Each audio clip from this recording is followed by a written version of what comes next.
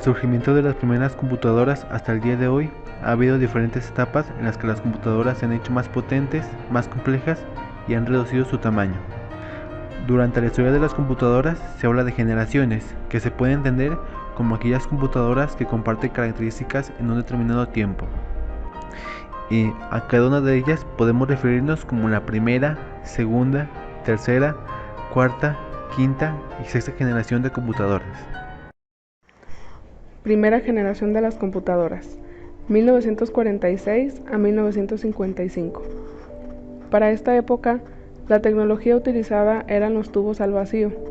Esos mismos son famosos por haber posibilitado el desarrollo de la electrónica hacia la mitad del siglo XX.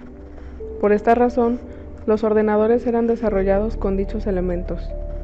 Se caracterizaban principalmente por tener un tamaño enorme, no disponer de sistema operativo, sino de una tarjeta perforada para almacenar toda la información, y el tema recurrente de fallas y errores por ser experimentales.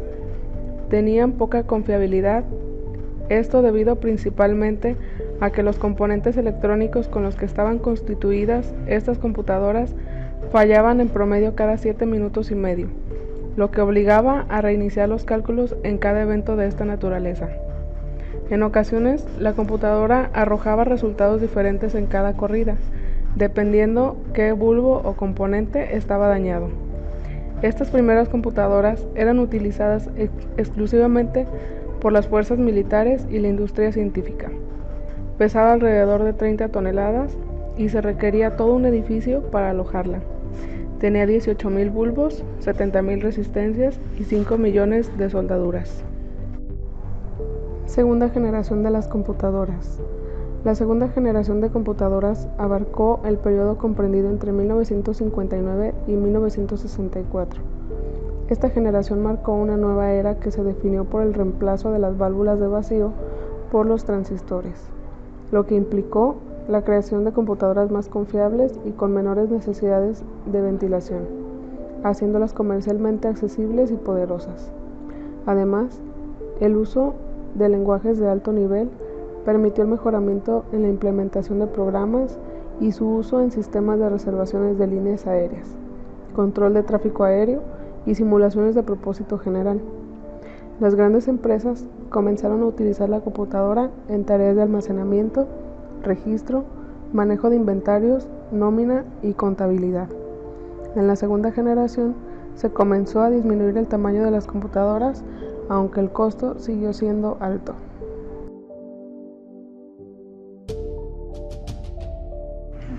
Bueno, en esta parte del video les hablaremos de la tercera generación de computadoras, en el cual comienza a utilizarse los circuitos integrados, lo cual permitió abaratar costos al mismo tiempo que se aumentaba la capacidad de procesamientos y se reducía el tamaño de las máquinas. La tercera generación de computadoras emergió con el desarrollo de circuitos integrados, en las que se colocan miles de componentes electrónicos en una integración miniatura. Al final de los años 1950 se produjo la invención del circuito integrado o chip por parte de Axim, Rojas, Pérez y Robert Noyce. Después llevó a la invención del microprocesador en la información de 1960. Investigadores como en él formaban un código, otra forma de codificar o programar. Después comienza la cuarta generación, que es caracterizada por la integración sobre los componentes electrónicos, lo que propició la aparición del microprocesador, un único circuito integrado en el que se reúnen los elementos básicos de la máquina. Se desarrolló el chip. Se colocan más circuitos dentro de un chip. Cada chip puede hacer diferentes tareas. Un chip sencillo actualmente contiene la unidad de control y la unidad aritmética o lógica. El tercer componente es la memoria primaria. Es operador por otros chips. Se reemplaza la memoria de anillos magnéticos por la memoria de chips de silicio. Se desarrollan las microcomputadoras, o sea, computadoras personales o PC. Se desarrollan las supercomputadoras, la denominada cuarta generación, 1971 a 1983. Es el producto de la miniaturización de los circuitos electrónicos. El tamaño reducido del microprocesador de chips hizo posible la creación de las computadoras personales.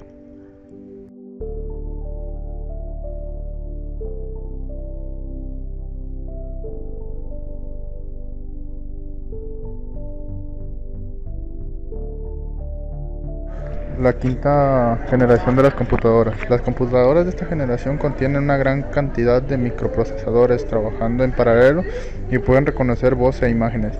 También tienen una capacidad de comunicarse con un lenguaje natural e irán adquiriendo la habilidad para tomar decisiones con base en procesos de aprendizaje fundamentales en sistemas expertos e inteligencia artificial. La capacidad de almacenamiento de datos crece de manera exponencial, posibilitando guardar más información en una de estas unidades que todas las que había en la biblioteca de Alejandría. Los componentes de los microprocesadores actuales utilizan tecnologías de alta y ultra integración denominadas VLSI, Very Large Scale Integration. Con el pasar de las generaciones es casi imposible encontrar un hogar que no cuente con una computadora. Por eso es que hoy les hablaré sobre la última y más avanzada generación de computadoras. Una de las principales características de esta generación es que su precio no es tan elevado, por lo cual son computadoras muy accesibles. Cuentan con poca memoria debido a que se encuentran conectadas a otras computadoras mediante redes que permiten un rápido intercambio de información. Estas computadoras pueden o no tener un disco duro, ya que al estar conectadas entre redes todo se sube o se guarda en una nube, por lo que no es necesario contar con un disco duro. Estas computadoras cuentan con una buena potencia y velocidad de procesamiento. En la actualidad no se puede pensar en casi ninguna actividad que no intervenga alguno de los procesos de cómputo. Las computadoras han invadido la mayoría de las labores del ser humano. El mundo está cambiando y deberemos aprender todas esas cosas, antes complicadas y hoy comunes tecnológicamente, modernas, que les permite conseguir un empleo mejor retribuido y quizás un poco de tiempo, realizar trabajos desde la comodidad del hogar, reduciendo el tráfico en las calles y por ende la contaminación de las grandes ciudades.